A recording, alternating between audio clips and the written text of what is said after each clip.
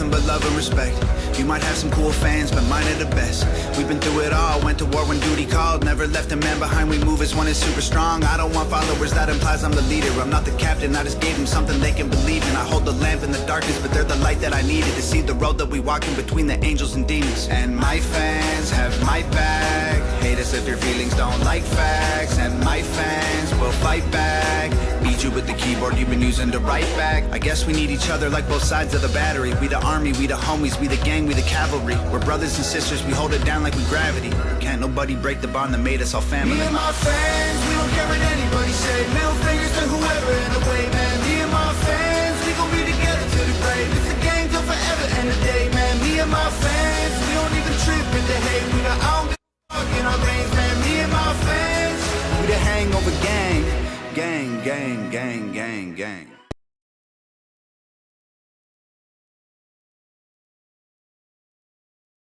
Oklahoma weather can dish out some of the worst punishment in the world. Hi everyone, I'm meteorologist Tuttle. But now you can fight back by installing Class 4 impact-resistant shingles from Ferguson Roof Systems. These shingles can withstand large hail, heavy rain, and hurricane-force winds, all while keeping your home safe and dry. And the best part? This upgrade is completely free for many homeowners. So call today to start reaping the benefits these Class 4 shingles bring, including a discount on home insurance. Only at FergusonRoofSystems.com.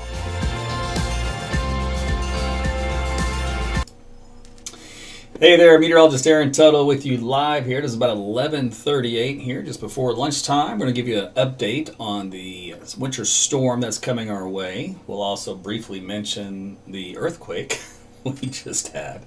So we'll take a look and see what the magnitude location was of that. I'm sure your walls are rattling. So thanks for joining me, liking, sharing this video. Matter of fact, share it as we speak. Hit the button. You can do it. Twitter, YouTube, Facebook. Get after it. Get hot.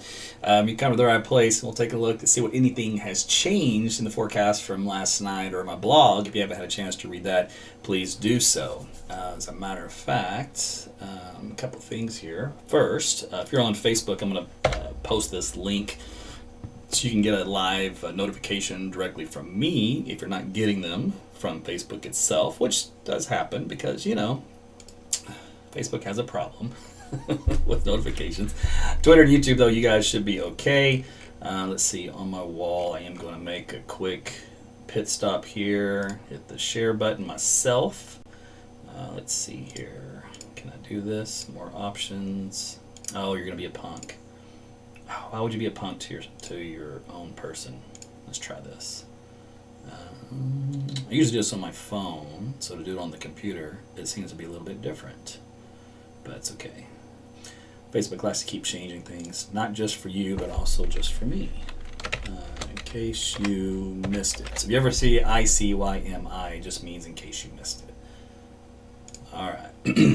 Okay, so now that's done, and I think I've got everything else taken care of. Thanks for guys for checking on YouTube and Twitter. I see you all, and of course on Facebook itself. All right, so now first things first. Let's get to that earthquake business, shall we? You wouldn't notice it out there looking out the sky.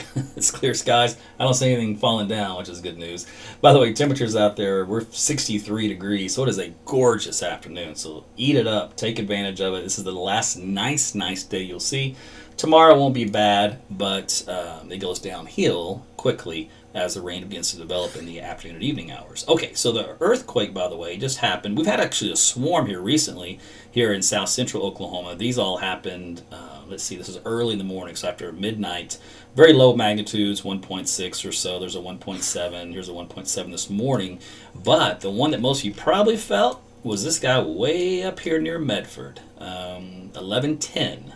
There was one there, magnitude of 4.5. So that was the big one there.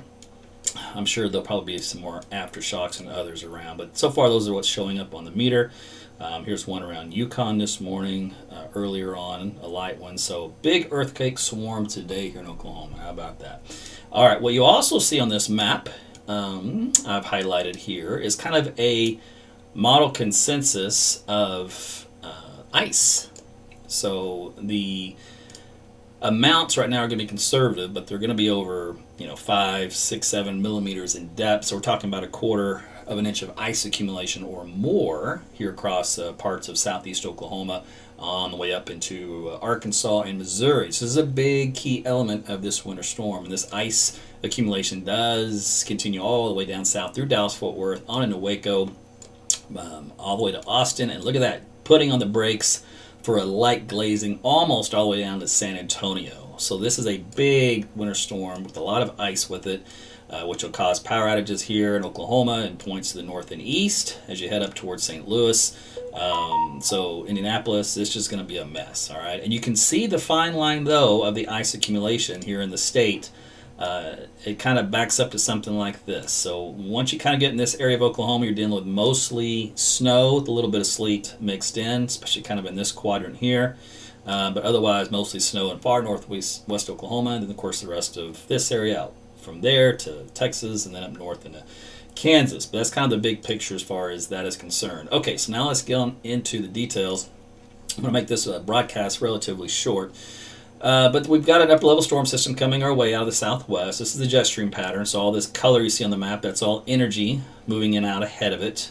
Is this long trough axis right here that's coming in, strailing all the way to the Pacific, and this moves right into our region. So we've got the lift in the mid and upper levels of the atmosphere as a result of that all the way up through Friday. There you can see how it's kind of moving through. That's Thursday afternoon, and then this next little piece right here will come through on Friday and Saturday, and then we've got the cold air in place. So that's kind of a couple things that you need. Oftentimes we talk about a dry slot that kind of ruins or shuts down precipitation. So we can take a look at that here. That's the green is all the moisture you see on the map. We're going to put this into the Tuesday evening time frame. So you can see a lot of moisture here in the mid-levels over Oklahoma through Tuesday night, Wednesday morning. And then here's that little dry slot trying to work its way into Wednesday afternoon. Doesn't make much progress. The models have not been very gung-ho about this element. So there is some dry air here in west central Oklahoma. It kind of comes into Canadian County. We talked about this last night, but it's very small, very weak. So I don't think it's going to be a big factor for this storm system the way things look right now. Now later on it will. A big chunk of dry air comes in, but that's Thursday evening hours, and things have completely changed by then in what we can expect. So here is how you can expect the weather to deteriorate. So here's Tuesday late afternoon and evening, so some light showers, sprinkles, drizzle popping up here across the state. That will continue as the cold front works in through the evening. So you'll have to excuse Larry. I can't even hear myself talk. So you can tell the Amazon deliveries here. Jody's going to go get him. Anyway, so there's 3 o'clock in the morning, 6 o'clock in the morning. So you can see how we start to deteriorate with freezing rain kind of in this area, and the purple is indicating the sleet and the blue is indicating snow. Now the models will be going back and forth on where exactly these lines will set up. But here's 9 o'clock in the morning. You can see it's got a big area of sleet. Last night it flipped on me and it had a big area of freezing rain. And that was after having this look yesterday afternoon when I wrote the blog. So I put a little note in the blog. I said the latest trend was to try to bring the freezing rain line back up north and west to include more of Tulsa and Oklahoma City, which would be bad news for us, right? But then this morning it came back around and said, now we'll do mostly sleet. So it is going to be such a close call. This far out, this is typical for a winter storm. But as we head into the afternoon hours on Wednesday, the activity continues to pick up in intensity along the I-44 corridor, whether that is all pure sleet or a mixture of sleet and freezing rain, or even freezing rain. But it does have most of the freezing rain at this point in time in this model output from Muskogee, McAllister down toward Wichita Falls, and of course all snow here in the blue area north of that, some heavy stuff at that. And as we head into the evening hours, 9 o'clock, it's really cranking. And this starts to extend all the way down into the North Texas area, approaching Dallas-Fort Worth, probably after midnight. But you can see southern and southeastern Oklahoma is going to get hit the hardest with the ice of this event as it looks right now, with I-44 being the dividing line as to we'll get a mixture, but how much of a mixture of each category of precip type do we see? Okay, so that's the first round. So Wednesday is a light day initially. Remember, freezing drizzle in the morning, light freezing rain to kind of get things going, so shutting down some roadways, causing accidents. It only gets worse from there, right? So if you do things outdoors on Wednesday, be extra careful as things will deteriorate slowly throughout the day, even more so than they already are in the morning. So just be advised. All right, now for Wednesday afternoon and evening, it's nasty. As we head into Wednesday night, that first wave moves off. The secondary wave starts to move in from the west, and that will be on Thursday morning. And that is our snow that will come in on top of any of the ice accumulations that we have here over Oklahoma. So even though this first wave will produce some ice, it will produce just a tiny bit of snow on the backside of it. But this wave right here is going to be the main snow accumulator. All right, now, ice accumulations. On the models, each model will have a different physical scheme on it for formulas that it uses to predict amount of ice accumulation. So we're going to take a look at just kind of a blend here. You can see the take-home is going to be the hardest hit areas and then the geographical bounds, so to speak, of where the region should lie. All right, so you can see in the Canadian model here, it seems to favor eastern half of Oklahoma on down into North Texas, and then of course Arkansas on points from there. So we can see how other models do it. The American, same kind of idea, quite a bit heavier though in North Texas in general. Not much here in central Oklahoma or to Tulsa area, but this is an error, I believe, a little bit. As we head to the NAM model, it actually had much more ice for us in Oklahoma City and Tulsa last night. This new run's kind of backed off a little bit on that. And then the another version of the Canadian, the higher res version, brings that heavier stuff back up to the north and west than the global version does. And if we look at the European model, which I will have to do this because it's an older run, it kind of was more in line with the NAM model, bringing it back up to the north and west. So this is where it's really got the heaviest line. It cuts Tulsa and Oklahoma City almost in half. So that's what I'm saying. When you talk about a close call of significant ice accumulations, this is it. And of course it has anywhere from 3/4 to almost an inch of ice. So this goes with my forecast from last night. Today is the day. This goes with my forecast from last night of just a messy situation. If you were just to take a model blend, by the way, and a very conservative one at that, and again, this is conservative, it's got at least about 3/10 of an inch of ice down here in southeast Oklahoma. And keep in mind, this can easily move a little bit in direction back up to the north and west. So on the conservative side of just a few hundredths here in Tulsa and Oklahoma City, for example, that can easily be a couple of tenths or a few more tenths. It is going to be a mess to deal with. Now, what about snowfall accumulation for the second part of this system? Still on track. Nothing's changed on that end as well. Right now, looking at about 5 to 6 inches here in the greater Oklahoma City metro area, higher on the north side of town versus the south side, of course, because it's the way it goes. Then more snow from there, northeast toward Tulsa, Bartlesville, and into Kansas. So this will be the second part of the system that comes in for Thursday. So we're going to get a 1-2 punch here with this winter storm. Now, temperatures, of course, are going to get nice today. We talked about the 60s. So let's just jump into Tuesday. You can see how it's not as nice. We're going to be into the 50s, mostly because of the cloud cover, increasing rain. And then as we head into the 9 o'clock hour, midnight, you can see the colder air starts to invade. That's the cold front coming on in. So that as we head into Wednesday morning, around 9 o'clock in the morning, so mid-morning, we should be at or below freezing here along the I-44 corridor. So any precipitation at all is going to be in that form of freezing drizzle, freezing rain, and back out north and west from there. That cold air will continue to sag southward during the day, so temperatures will continue to fall by Wednesday evening, 9 o'clock, as we head into midnight hour, we're 20 degrees. As we head into Thursday morning, we're 17 degrees here in Oklahoma City. That cold is all the way down to Dallas. It's pushed south of DFW, so you guys fall below freezing Wednesday night. And then on Thursday itself during the day, if we're lucky, and it's funny to say that, if we're lucky, we'll hit 15 degrees. That's how cold it's going to be. So yes, this is pipe bursting weather, so we'll have to contend with that. We will have winds gusting anywhere from 25 to sometimes 40 miles per hour during this event. So what does that do for wind chill values? Well, brutal, of course. So here's Wednesday afternoon to the evening. Wind chill values into the single digits northwest. Teens, looks like, over the body of the state elsewhere. And as we head into the 9 p.m. Midnight hour on Wednesday, we're now dipping into the single digits over a large area, and we're below zero by Thursday morning. So Thursday itself is looking like a brutal day, just with those cold temperatures around. And it won't take much wind at all at this point in the game to keep those wind chill values below zero, which is what the models indicate during the day on Thursday. We'll have the snowpack around, the ice cover, and all that kind of stuff. And we talked about this as well yesterday. I told you that the National Weather Service would update this experimental outlook. This is the winter storm impacts. They had a moderate impact. I told you they'd put major in many areas, and they may even sneak in an extreme. We'll have to see how things play out as we get closer to the event. New data comes in today and tomorrow, and that'll decide whether or not these categories get bumped.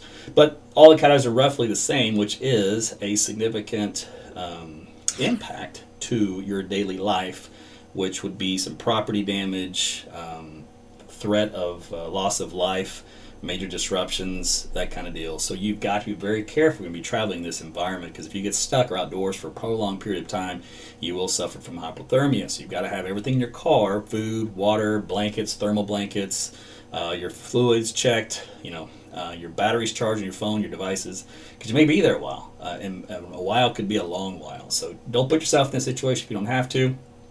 Make sure you check my website, AaronTuttleWeather.com. It will have the latest on the road conditions, so that way you already know before you even head out the door how bad things are. And you do know by the forecast at that point in time if they will be getting worse or better, depending on when you're looking at this information. Now, temperatures, like we talked about, will be very chilly as we head into Wednesday. They get worse for Thursday, Friday, and some people, believe it or not, yes, Friday, Saturday morning will wake up close to 0 degrees in the morning, an actual air temperature, because of the snowpack on the ground, light winds, clear skies, etc. Now, daytime highs, they do get, let's put it this way, models like to knee-jerk a warm-up. So what will happen is that we won't hit 37 on Saturday, for example. We'll probably hit 32 or 33 because of all the stuff that's got to melt, right? Then all of a sudden, we just, boom, then we're up to 40 on Sunday. So whereas the first day the models always indicate as a warm-up day is always wrong. It's the day after which they finally go, oh yeah, this is right. So we will see a warm-up for Sunday onward over the weekend, with overnight lows, though, still quite cold. So there will be a lot of melting, by the way, during this period on Saturday. Friday, I can't guarantee there'll be some improvement on the roadways.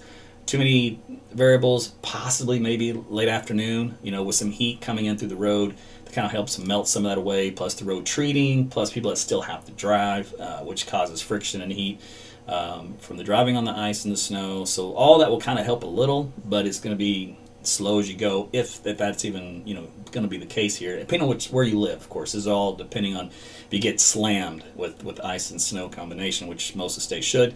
But then over the weekend we do improve. So if you have no fear, this weekend you can get out. Just be careful on the roadways, because black ice will be treacherous. If we do look at the vertical profile of the atmosphere on the sounding forecast, and you've seen me use this a lot of times, this will kind of show you the tale of what's different. So last night, same kind of look, but a lot less precipitation output. So the model is up only, here in Oklahoma City, for example, went up to around 2/10 on this particular output, and then it goes to all sleet from around 3 p.m. to 9 p.m. About 2/10 of sleet here, after about 2/10 of maybe freezing rain. So that's about a total of 4/10 of just the ice without even dealing with snow. And so I look at this data a lot, and as we get closer, I'll be able to fine tune each time you see me broadcast live, and we'll narrow it down to that fine line to see where things are going to go. I can't tell you that the model is struggling here in Oklahoma City, for example. If you do look at the hourly sleet accumulation, for example, for the NAM model, it's got us up to about 1/4 inch. 1/4 inch sleet's a lot of sleet. Now, if we talk about just freezing rain, in other words, just the pure ice that gets on the power lines, trees, all that kind of stuff, then the model's forecasting depends. The older run at midnight had 3/10, which kind of jived with the prior forecast with that last night when I went live. But this morning, it backed it off to only about 400ths. That's a huge difference. 35.35 versus 0.05 or less. That's night and day difference when it comes to power line issues, etc. So that's how you can see how the models are struggling as to where to put that fine line, which it's always usually an easy play to say the I-44 corridor, because it just seems to set up there all the time. There's got to be something to it. Trust me, the meteorologists scratch their head about it. It's something to it about everything, from the tornadoes to the ice lines. I don't know what's going on. It just seems to be that way. So I'm not sure. Eventually somebody's going to figure all that out. When you look at some of the specifics from the National Weather Service, we can take a look at Tulsa. So Tulsa's on board early with the event. Winter Storm Watch, by the way, is in effect across the state. I mean, make sure you use my weather app, AT's Weather to Go. It'll keep tabs on the radar and let you know if things change. It'll give you the advisories, the warning criteria, all that kind of stuff. But they are expecting several inches of snow and, of course, up to a half an inch of ice. Power outages and tree damage is possible due to ice. Travel difficult or nearly impossible. Prepare for the possibility of a major winter storm. The only thing I don't like from the Weather Service is, and it's nothing against them. They have protocols as an organization, but they're a little slow at reacting to threats that need a faster, quicker response time with some of the wording. There's a lot of possibility. We are so far past the word. Again, it's nothing personal. It's just when it comes to a message, you don't want to say, 2 days away that it's possible winter storm's coming. I mean, it's a definite winter storm. It's just the devil's in the details. So that's just a messaging deal that I don't like. But other than that, I have no problem. And the forecast looks pretty good there for Tulsa. Let's see, on the timing that they have, let's take a look at that. For northeast Oklahoma, snow, sleet mix, sleet freezing rain from Wednesday from midnight to 12. So they give a large window, so roughly by the time you head to the morning hours. So their timing looks good here in northeast Oklahoma and northwest Arkansas as far as a mixed bag of precipitation.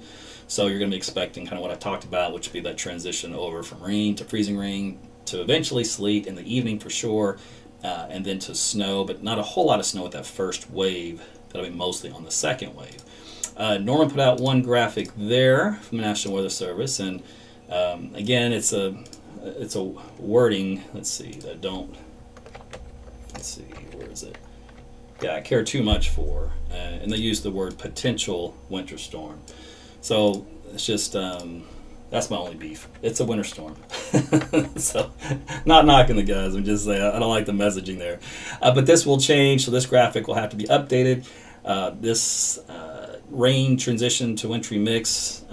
They'll end up changing this entire graphic over with a big emphasis on ice likely in this area, and then they'll have a big emphasis on kind of a sleet and freezing rain mix in this area, and then they'll focus most of the snow in this region of the state where you won't get much mix. So there's always usually the transition line of a little sleet for a little while, and at the very beginning of the event Wednesday morning a little bit like freezing rain or drizzle, but the body of the event, most of the event from start to finish will be a lot of snow, mostly here in northwest Oklahoma. All right, so I think that was everything I covered. We'll be massaging things as new data comes in, and I'll let you know what I come up with on fine lines. But so far, you now are up to date with everything there is to possibly know about the storm system. And we'll just track it again. So join me tonight at around 9:30. We'll look at the new data and we'll see what's changed. Meanwhile, thank you for liking, sharing, and watching today. Have a great afternoon. Get your stuff done this afternoon. Hit stores, get the generators going, all that kind of stuff. And we'll talk again soon. See ya.